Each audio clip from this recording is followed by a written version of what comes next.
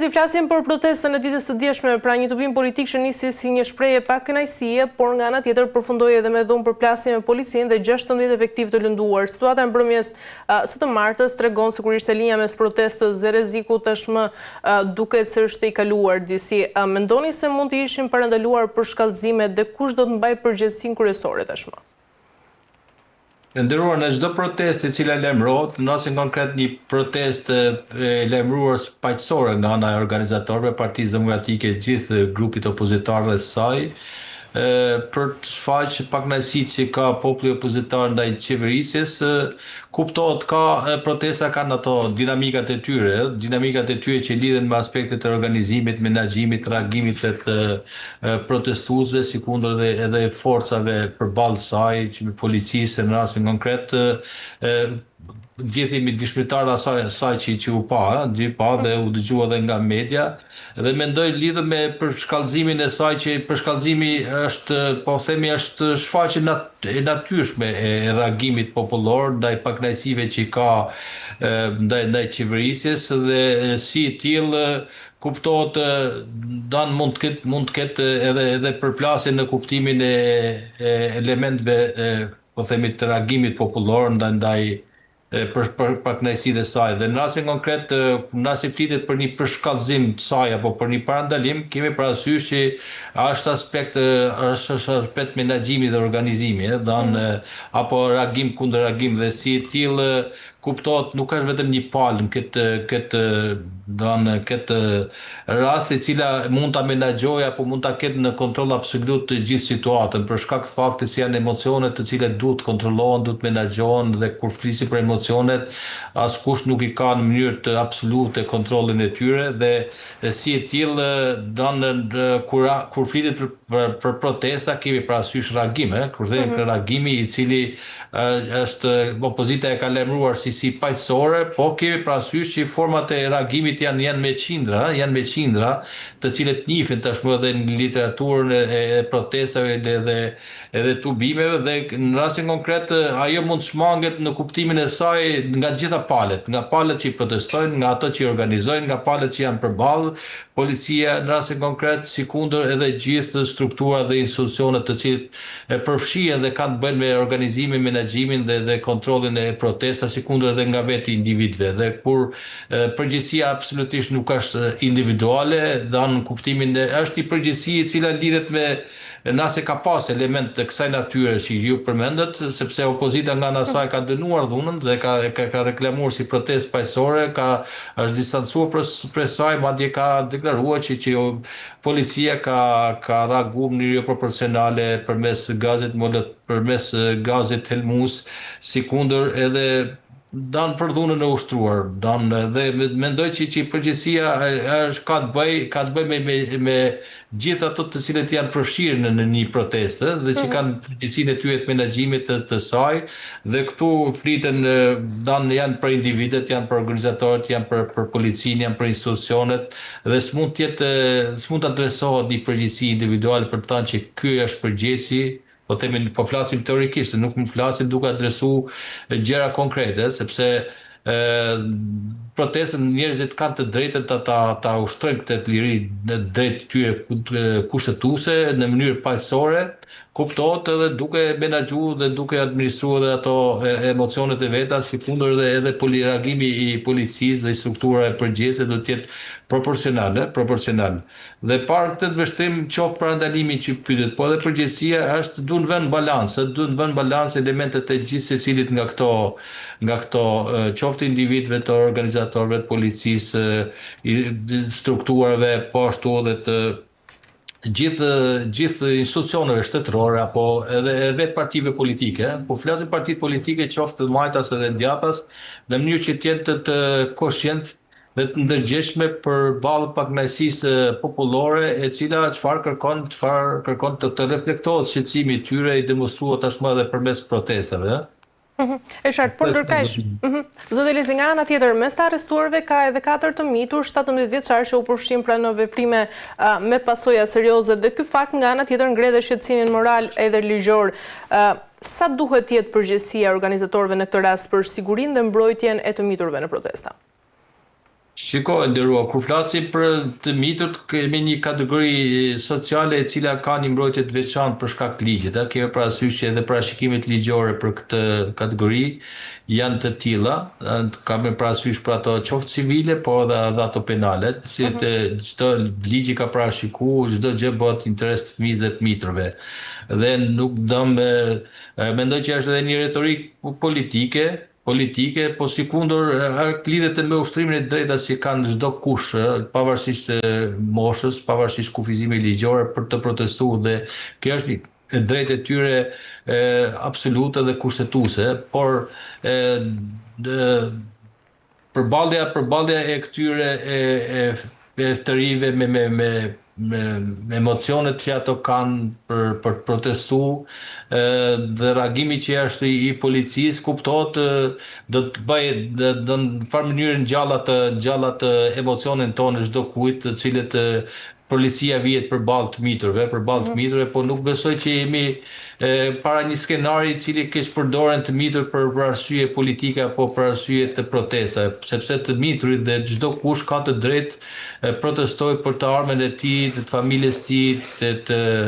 jetojnë këtë vend. Dhe arsyet e të cilët njerëzit po protestojnë janë të shumta. Kemi parasysh bjerrje demografike, e cila tashmë Shqipëria mbi 1 milion kanë marrë rrugët e botës dhe nuk shohin shpresë dhe për këtë arsye ato kanë reaguar si kundër dhe janë përgjigje edhe ftesës së opozitës, kuptohet që lidhet me agjendën e saj politike, kemi parasysh me zhvillimet dhe dinamikat e fundit të ndodhura, qoftë në aspektin ligjor, atë kushtetues, vendimet e marra, po si kundër debatin parlamentar, i cili çfarë opozita kërkon që kjo betejë të marrë shinat ligjore dhe mos të merren vendime politike të cilës çfarë mbron kazat të cilët opozita i ka denoncuar tashmë. Dhe mendoj që përdorimi i kësaj retorike, të cilët e kompromenton opozitën duke thënë që po përdorni fëmijët për protesta, besoj që është më tepër politike se sa i përgjigjet sfidës reale apo realitetit, sepse çdo kush ka të drejtë të protestojë pavarësisht moshës, sepse po protestuan të rinjt të pleqt çfarë do bëjnë? Pleqt janë, po themi, me një mosha tretë e cila ne i përgjigjemi sfidave të mbijetesë tyre duke paguar taksa apo përmes pensionet të cilet ato marrin. Dhe çfarë kërkojnë ato? Rritjen e pensionit, çfarë kërkojnë të rritë një nitarme të sigurt, si kundër edhe gjithë populli opozitar apo pjesa tjetër e shoqërisë kërkon që Shqipërinë ta gëzojnë të gjithë, jo vetëm një pjesë e pozitës, ndërkohë që pjesa tjetër ngelet e kufizuar në ato të cilët çdo kush ka të drejtë i përfitojë. Kemi parasysh problematikat janë të shumta dhe lidhur me përgjegjësinë, themi që përgjegjësia është një debat që bëhet midis asaj që thuhet përgjegjësisë kolektive me atë individuale, edhe këtu futen në përgjegjësi e shumë institucione, nuk është thjesht vetëm apo opozitës, organizatorëve, individëve, pjesëmarrës në mitingje, po si kundër policia nga ana tjetër edhe gjithë strukturat të cilet janë të përfshira dhe si e tillë edhe fëmijët nuk besoj që në protesta përdoren në mënyrë qëllimore fëmijët, sepse askush nuk i kanë kontroll emocionet e tyre për të protestuar. Më tepër që janë individuale se sa të jetë një pjesë e një strategjie të mirë organizuar apo mirë menduar për t'i përdorur ato si mburoj për qëllimet e protestës. Jo, e qartë, por duhet të ketë një përgjegjësi, po them nga ana e organizatorëve për të mbrojtur këta të mitur të cilët marrin pjesë në protestë. E nderuar, e para këtë mbrojtje është ta jep ligjit e kushtetuesa, për ashtu siç e tham, për shkak të kufizimeve që lidhen me moshën dhe po themi edhe gjithë parashikimit ligjor, qoftë kodit penal, po edhe ato të civil, pikërisht këta janë bënë në ligji ka parashikuar mbrojtjen e posaçme, veçantë të tyre dhe çdo gjë bëhet në interes fëmijëve, madje edhe parashikimet penale lidhen me çdo lloj veprimtarie, po themi të miturve. por nuk kemi në këtë situatë në kuptimin e asaj që t'i atribuohet protestës të mitur, sepse populli opozitar opozita u shfaq me gjithë fuqinë e saj, energjinë e derdhur në atë shesh ku pam një numër të madh protestuesish për te dallimeve të moshës, të cilët në të drejtën e tyre kushtetuese religjore, duke respektuar ligjin në kuptimin e asaj që çdo gjë ishte bërë në përputhje me parashikimin ligjor, me njoftimet, me përcaktimin e qëllimeve, me gjithë itinerarin e lëvizjes, sikundër me deklarimin për të distancuar nga dhuna edhe nga aktet e dhunshme, pikërisht nga ana formale ishte në përputhje me qëllimet e protestës dhe atë të cilët protesta synonte, por lidhur me këtë kategori të miturve, të cilët shpesh edhe abuzohet në kuptimin e faktit që po keq përdoren të mitur, por nuk është rasti për të thënë që shpesh miturit duke reaguar në format e tyre emocionale, dalin pamje të parë si këto emocione nuk kontrollohen dhe shpesh ato bëhen viktima edhe masave të sigurisë apo në efektit publicitar që vijnë nga pas reagimit në protestave. E thash, po të shohim pamjet që ju po nënçoni, askush nga këto të mitur nuk ka. Janë mosha 30, 40 vjeçare, 50 vjeçare dhe nuk shohin në vijën e parë të frontit të këtyre protestat mitur. Në fakt, zoti Lezi, sa u përket këtyre pamjeve, 16 punonjës policie janë lënduar, 2 pra kanë pësuar djegje të rënda dhe pamjet e ndërhyrjes ndërkaqeshme tregojnë edhe pasojat reale të përplasjes në protestën e mbrëmjes së dieshme. Si duhet të balancohet e drejta për protestën me sigurinë dhe integritetin fizik të punonjësve të rendit? Po, absolutisht, ndërruar do të thotë që çdo gjë do të jetë proporcionale, edhe reagimi i protestës, po edhe kundër reagimi i forcave të policisë, ku thjesht vetëm duke u parë pamjet dhe mënyrën se si po reagohet, shohim që protesta paqësore, por edhe protesta ka dinamikën e saj si një proces i cili vjen pakënaqësia gjithmonë në rritje, e cila shfaqet në formën e saj, por duke ruajtur rendin e sigurisë dhe duke mos cënuar edhe integritetin askujt nga pa themi të protestës, a qoftë palve individëve aty që protestojnë në drejtën e tyre kushtetuese për një pakënaqësi që kanë, po sikundër edhe të drejtën e policisë dhe strukturave të sigurisë të cilët mbrojnë shtetin, mbrojnë institucionet, por po të shohim edhe reagimi ka qenë i tillë, nuk lejohet, nuk e di çfarë manuale përdorimi, policia mund të reagojë në atë formë që të hedhë gaz lotësjellësh të cilët kanë efekte të themi të rënda edhe në shëndetin e gjithë protestuesve. Kemi parasysh ndikimit e efektit të këtij përdorimi kanë qenë gjithandej për te zonës së protestave. Kemi parasysh në një gjeografi kaq të madhe janë efektet e përdorimit të këtij gazi, nuk e di, nuk jam ekspert i çështjeve të sigurisë për të thënë që sa lejohet përdorimi i këtij gazi dhe sa i dëmshëm është ai për shëndetin. Po, nga shqetësimi i qytetarëve është që efektet e këtij gazi lotësjellësh janë djerë gjithandej, dhe nuk e di se sa është i autorizuar përdorimi i kësaj, po nga ana tjetër kuptohet do vend balans e drejta kushtetuese ligjore protestuesve për të shpalosur dhe për të protestuar, kuptohet në rrugë paqësore. Por nga ana tjetër edhe kundërreagimi do të jetë profesional, profesional në kuptimin. Por ajo ndoshta mund të ketë qenë edhe një kundërreagim për ajo që sapo pamne në pamje, por kryeministri Edi Rama ditën e sotme ka kërkuar ndëshkim për protestuesit të cilët sulmuan me molotov efektive të policisë tek kuvendi gjatë protestës mbrëmjen e së martës, dhe në një reagim të parë pas protestës, teksa ka ndarë edhe fotot nga arsenali i molotovëve që policia ka sekuestruar, Rama thotë se uron që të bëhet drejtësi për policët e plagosur dhe të ndëshkohen mbartësit e armëve vdekje prurëse, ndërsa dënon edhe aktet e dhunës. Kryeministri Rama shkruan se Partia Demokratike është e vetmja në të gjithë botën demokratike që ushtron dhunë, pra duke ju përmbajtur edhe protestës ditës së dieshme që ka ndodhur. Si keni parë zoti Lezi të gjithë reagim nga kryeministri shqiptar? Po, nderuar, reagimi i kryeministit është normal, është bën një reagim politik, një reagim ligjor edhe duke qenë me statusin e tij edhe si kryeminist i vendit, po edhe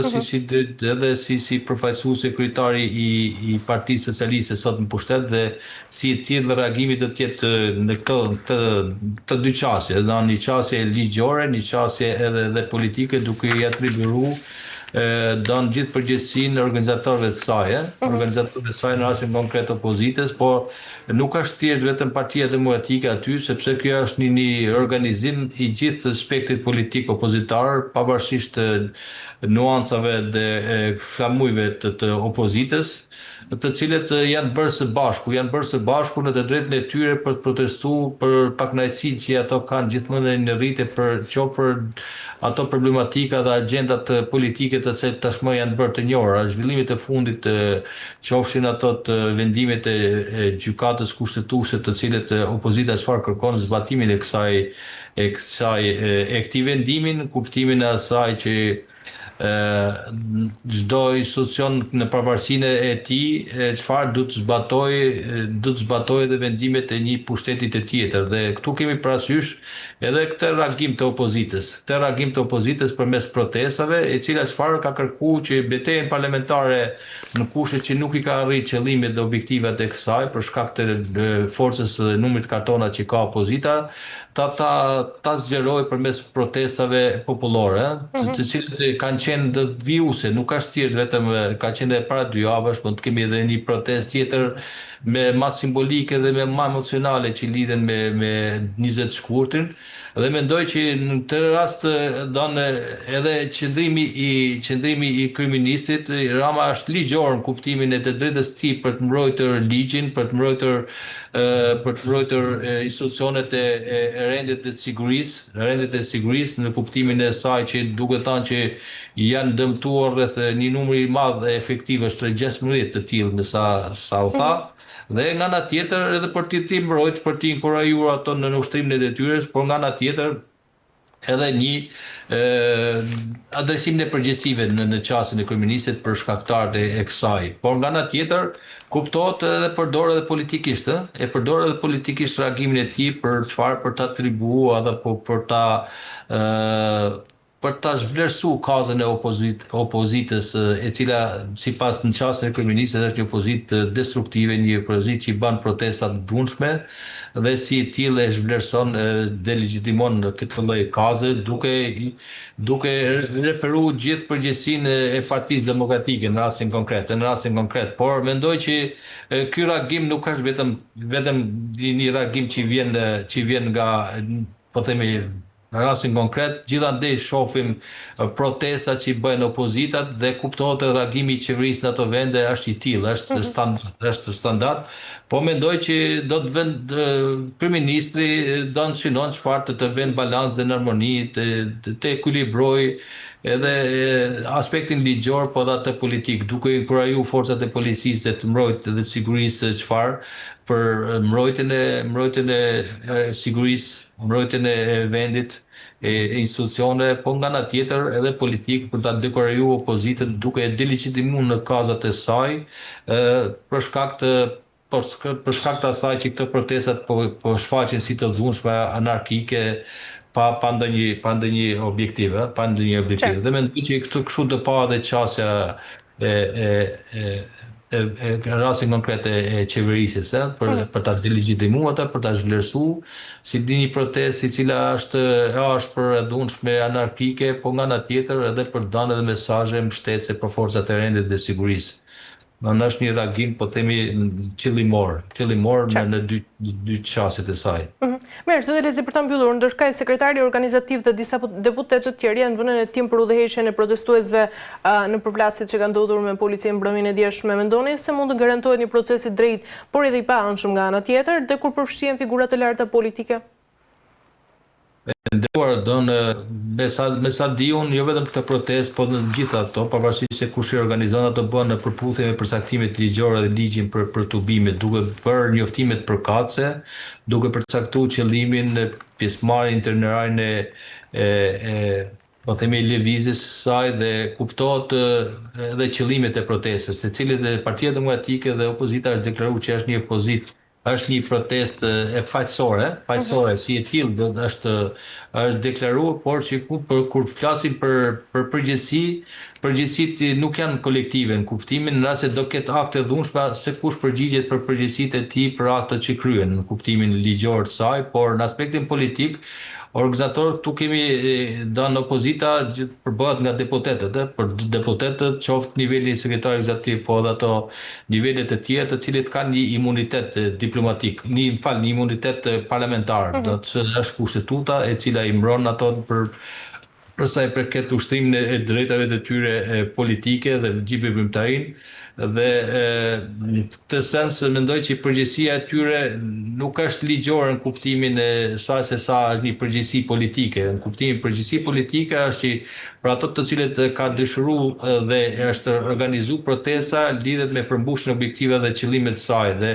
në këtë sens do pa. Ndërkohë për sa i përket përgjegjësisë ligjore të atyre që protestojnë,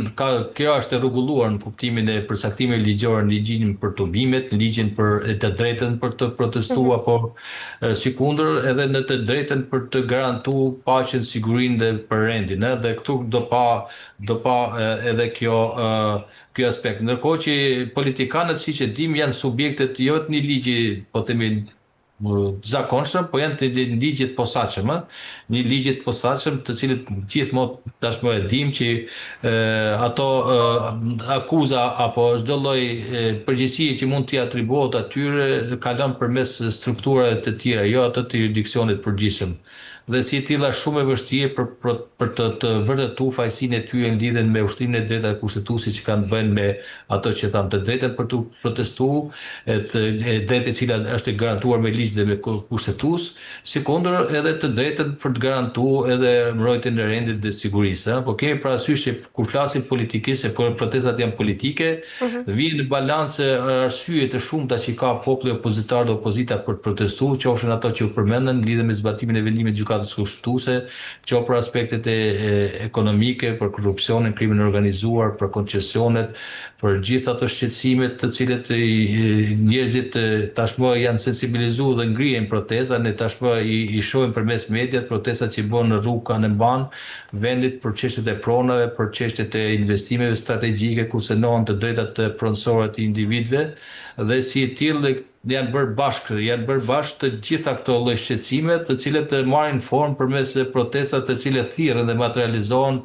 në këto ditë të protestash, po protestat asnjëherë nuk do të kenë të ndalur, ato do të vijojnë, do të jenë pjesë e strategjisë dhe luftës politike të opozitës, në kushte që gjithë ky debat parlamentar po dështon dhe këto kazat e saj të ngrita në seanca parlamentare po dështojnë për shkak të faktit që nuk i kanë numrat, atëherë i detohet popullit opozitar edhe për të rriti honën dhe sensibilitetin e faktorit ndërkombëtar i cili në farë mënyrë i ka bërë jehon këtyre protesta për hir vërtetës, ku ka mbështet protesta, por ka mbështet nga ana tjetër edhe ka bërë thirrje për rujtjen e paqes, sigurisë, sikundër edhe për protestat të protesta paqësore,